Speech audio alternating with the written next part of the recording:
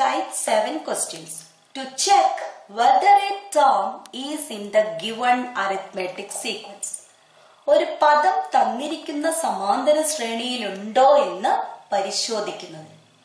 അപ്പോൾ ഒരു പദം തന്നിരിക്കുന്ന ഒരു പദം സമാന്തര ശ്രേണിയിൽ ഉണ്ടോ എന്ന് പരിശോധിക്കുന്നതിന് അതിന് അവിടെ ഒരു പൊസിഷൻ ഉണ്ടായിരിക്കണം. ആണല്ലോ, നമുക്കറിയാം പൊസിഷൻ എന്താണ്? ഒരു നാച്ചുറൽ നമ്പർ ആയിരിക്കും, ഒരു എണ്ണൽ സംഖ്യ ആയിരിക്കും പൊസിഷൻ വരിക. അപ്പൊ നമ്മൾ പഠിച്ചിട്ടുണ്ട് ഒരു പൊസിഷൻ ഓഫ് ടേം കാണാൻ നമ്മൾ ഉപയോഗിക്കുന്ന ഫോർമുല എന്ന് പറഞ്ഞാൽ given term minus first term divided by common difference plus 1 ആണ്. ആണല്ലോ, ഇങ്ങനെ ചെയ്യുമ്പോൾ നമുക്കൊരു പൊസിഷൻ കിട്ടുമെങ്കിൽ ആ ഒരു ടേം എവിടെയുണ്ട്? സീക്വൻസിനകത്തുണ്ട്. ഇങ്ങനെ ചെയ്യുമ്പോൾ ഒരു നാച്ചുറൽ നമ്പർ കിട്ടിയില്ല എങ്കിൽ, ഒരു പൊസിഷൻ കിട്ടുന്നില്ല, പൊസിഷൻ കിട്ടുക എന്ന് പറഞ്ഞാൽ നാച്ചുറൽ നമ്പർ കിട്ടണം. അപ്പൊ പൊസിഷൻ കിട്ടുന്നില്ല എന്ന് വെച്ചാൽ നാച്ചുറൽ നമ്പർ കിട്ടുന്നില്ല എങ്കിൽ ആ ടേം അവിടെ ഇല്ല. ഇനി ഇതിനെ കുറച്ചും കൂടെ സിംപ്ലിഫൈ ചെയ്യാം. നമുക്ക് ഇങ്ങനെ ഒരു പൊസിഷൻ ഉണ്ടോ, ഒരു പൊസിഷൻ, ആ ഒരു കിട്ടുന്ന നമ്പറിന്റെ പൊസിഷൻ കണ്ടുപിടിക്കാൻ പറ്റുന്നുണ്ടോ എന്ന് നോക്കിയാൽ മതി. അപ്പൊ ഇങ്ങനെ ഒരു കാര്യം ചെക്ക് ചെയ്യണമെങ്കിൽ, to check whether a term is in the given arithmetic sequence, ഈ ഒരു നമ്പർ ആയിരിക്കണം നാച്ചുറൽ നമ്പർ ആയിരിക്കേണ്ടത്. ആണല്ലോ, കാരണം ഇവിടെ നമ്മൾ 1 എന്ന് പറഞ്ഞ ഒരു എണ്ണൽ സംഖ്യ ആഡ് ചെയ്യാണ് ചെയ്യുന്നത്. അപ്പൊ ഈ കിട്ടുന്ന നമ്പറിന്റെ സ്വഭാവമാണ് തീരുമാനിക്കുക തന്നിരിക്കുന്ന പദം ശ്രേണിയിലുണ്ടോ എന്ന്. സോ അങ്ങനെ ഒരു തന്ന പദം ശ്രേണിയിലുണ്ടോ എന്ന് പരിശോധിക്കുന്നതിന് നമ്മൾ അങ്ങനെയാണെങ്കിൽ +1 ആഡ് ചെയ്ത് കണ്ടുപിടിക്കേണ്ട കാര്യമില്ല. കാരണം നമുക്ക് പൊസിഷൻ കാണാൻ പറഞ്ഞിട്ടില്ല. പൊസിഷൻ കാണാൻ പറഞ്ഞാൽ മാത്രമേ ഈ +1 കൂടെ ആഡ് ചെയ്യേണ്ടതുള്ളൂ. ശ്രേണിയിലുണ്ടോ എന്ന് ചെക്ക് ചെയ്യുന്നതിന് നമ്മൾ എന്ത് ചെക്ക് ചെയ്താൽ മതി? Given term minus first term divided by common difference ഒരു നാച്ചുറൽ നമ്പർ ആണോ എന്ന് നോക്കിയാൽ മതി. ഒരു എണ്ണൽ സംഖ്യയാണോ കിട്ടുന്നതെന്ന് നോക്കിയാൽ മതി. ഇതൊരു എണ്ണൽ സംഖ്യയാണെങ്കിൽ ആ ടേം ആ സീക്വൻസിലുണ്ട്. എണ്ണൽ സംഖ്യ അല്ല എങ്കിൽ ആ ടേം ആ സീക്വൻസിലില്ല. അപ്പൊ +1 നമുക്ക് ഈ ഒരു ടൈപ്പിൽ ഒഴിവാക്കാം. കാരണം ഒരു നാച്ചുറൽ നമ്പറിനോട് കൂടി ഒന്ന് കൂട്ടിയാൽ കിട്ടുന്ന സംഖ്യ ഒരു എണ്ണൽ സംഖ്യ ആവണമെങ്കിൽ ഈ ഒരു ടേം എന്ന് പറഞ്ഞ ഈ ഒരു സ്റ്റെപ്പിൽ കിട്ടുന്നത് എന്തായിരിക്കണം? നാച്ചുറൽ നമ്പർ തന്നെയായിരിക്കണം. കാരണം ഏത് നമ്പറിന്റെ കൂടെ 1 ആഡ് ചെയ്തിട്ടുണ്ടെങ്കിൽ നാച്ചുറൽ നമ്പർ കിട്ടണമെങ്കിൽ ആ ഏത് നമ്പർ എന്ന് പറഞ്ഞ നമ്പർ എന്തായിരിക്കണം? എണ്ണൽ സംഖ്യ ആയിരിക്കണം. മനസ്സിലായല്ലോ? അതായത് ഇവിടെ ഒരു ഫ്രാക്ഷൻ കിട്ടി. എണ്ണൽ സംഖ്യ അല്ലാത്ത ഒരു നമ്പറിന്റെ കൂടെ 1 കൂട്ടിയാൽ എണ്ണൽ സംഖ്യ ആവുമോ? ഇല്ല.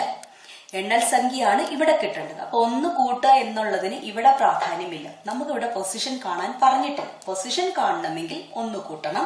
പൊസിഷൻ കാണേണ്ട ഒരു ടേം ആ സീക്വൻസിലുണ്ടോ എന്ന് ചെക്ക് ചെയ്യണമെങ്കിൽ ഈ given term minus first term divided by common difference ഒരു നാച്ചുറൽ നമ്പർ ആണോ എന്ന് ചെക്ക് ചെയ്താൽ മതി. പേജ് നമ്പർ 21 4ാമത്തെ ക്വസ്റ്റ്യൻ ചെയ്ത് നോക്കാം. അത് ഈ ടൈപ്പിൽ വരുന്നതാണ്. Is 101 a term of the arithmetic sequence 13, 24, 35, etc.? What about 1001? 13, 24, 35 എന്നിങ്ങനെ തുടരുന്ന സമാന്തര ശ്രേണിയിൽ 101 ഒരു പദമാണോ? 1001 ആയാലോ? നമുക്കിവിടെ 101 എന്ന് പറഞ്ഞ ഒരു പദം ഈ ശ്രേണിയിൽ ഉണ്ടോ എന്ന് നോക്കിയാൽ മതി. ഇതിന്റെ പൊസിഷൻ കാണാൻ പറഞ്ഞിട്ടില്ല. ഓർക്ക്, പൊസിഷൻ കാണാൻ പറഞ്ഞാൽ given term minus first term divided by common difference +1 ചെയ്യണം. ഒരു ടേം ആ സീക്വൻസിൽ ഉണ്ടോ എന്ന് ചെക്ക് ചെയ്യാൻ ആദ്യത്തെ മാത്രം given term minus first term divided by common difference കിട്ടുന്നത് ഒരു നാച്ചുറൽ നമ്പർ ആണോ, ഒരു എണ്ണൽ സംഖ്യയാണോ എന്ന് നോക്കിയാൽ മതി. അപ്പൊ നമ്മൾ എന്താ ചെയ്യുന്നത്? ഗിവൺ ടേം ആദ്യം തന്നെ അങ്ങനെ എഴുതുക. തന്ന പദം മൈനസ് ഫസ്റ്റ് ടേം ആദ്യ പദം ഡിവൈഡഡ് ബൈ കോമൺ ഡിഫറൻസ് പൊതുവ്യത്യാസം ഇസ് ഈക്വൽ ടു അത് കണ്ടുപിടിക്കുക. അപ്പൊ തന്ന പദം നമ്മൾ ആദ്യം ചെക്ക് ചെയ്യുന്നത് 101 ആണ്. സോ 101 ആണ്. മൈനസ് ഫസ്റ്റ് ടേം തന്ന സീക്വൻസിൽ ഫസ്റ്റ് ടേം എത്രയാ? 13 divided by common difference. Common difference നോക്കിയാൽ ഇത് അരിത്മെറ്റിക് സീക്വൻസ് ആണ്. അപ്പൊ കോമൺ ഡിഫറൻസ് കാണെങ്കിൽ സെക്കൻഡ് ടേമിൽ നിന്ന് ഫസ്റ്റ് ടേം മൈനസ് ചെയ്യാം. 24 നിന്ന് 13 മൈനസ് ചെയ്താൽ നമുക്ക് എന്ത് കിട്ടും? 11 കിട്ടും. അപ്പൊ ഇത് നമ്മൾ ഒരു നാച്ചുറൽ നമ്പർ നിശേഷം ഹരിക്കാൻ പറ്റുന്ന അതാണോ എന്ന് നമ്മൾ ചെക്ക് ചെയ്യും. അപ്പൊ 101 നിന്ന് 13 മൈനസ് ചെയ്താൽ എന്ത് കിട്ടും? 1 നിന്ന് 3 പോവില്ല. അപ്പൊ നമ്മൾ എന്താക്കും? അവനെ 11 എഴുതും. അപ്പൊ ഇവിടെ ഉള്ളത് 0 ആണ്. അപ്പൊ അതെന്താവും? 9 ആവും.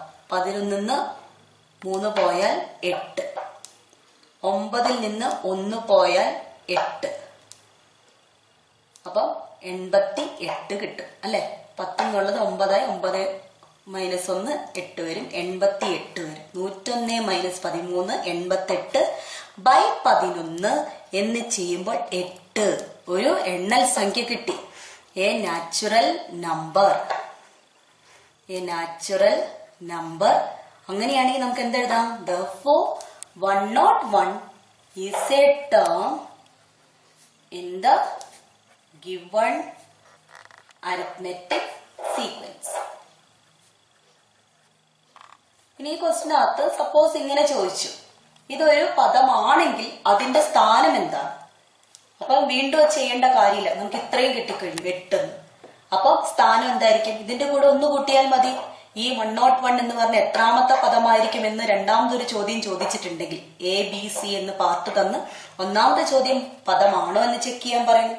രണ്ടാമത്തെ ക്വസ്റ്റ്യൻ പദമാണെങ്കിൽ പൊസിഷൻ കാണാൻ പറയുകയാണെങ്കിൽ പൊസിഷൻ എന്താണ്? 8 അല്ല, 8 + 1 9ാമത്തെ പദമാണ് 101. ഈ ക്വസ്റ്റിനകത്ത് അത് പറഞ്ഞിട്ടില്ല, അതുകൊണ്ട് അത് എഴുതേണ്ട കാര്യമില്ല. അപ്പൊ അങ്ങനെ ക്വസ്റ്റ്യൻ വന്നാൽ അതനുസരിച്ച് ചെയ്യുക.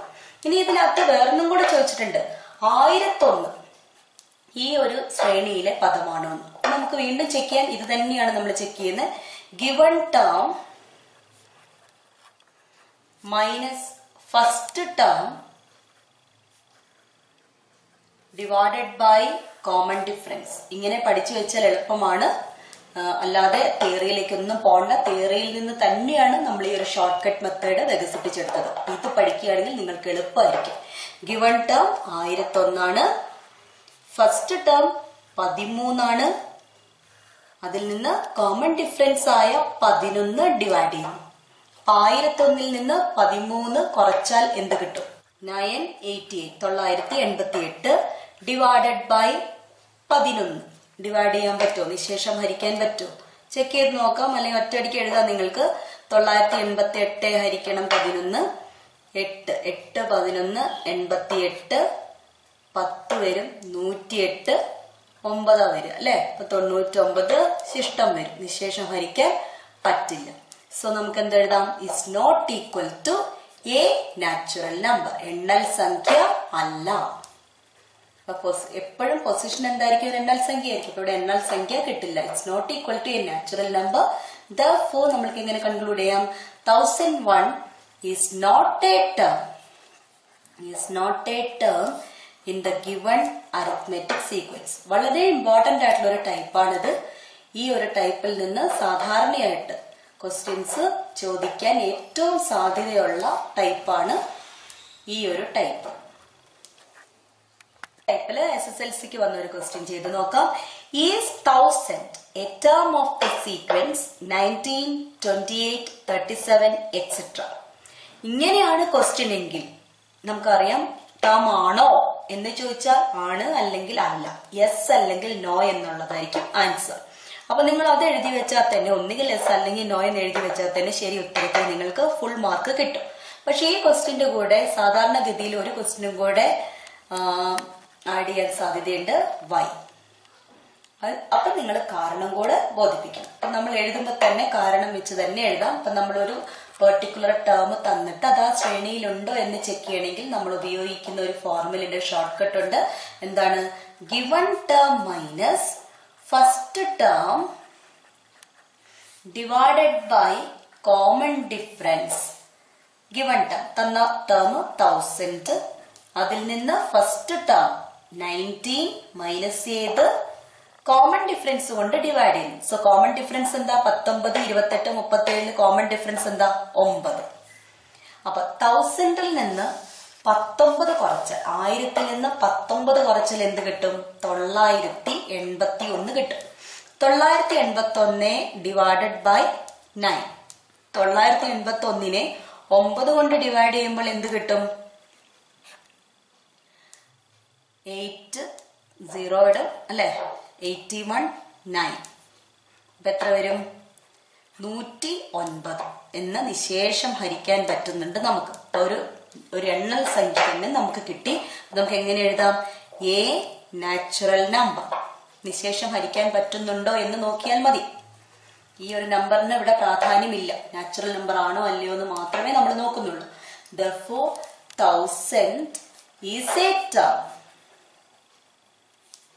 of the given arithmetic sequence.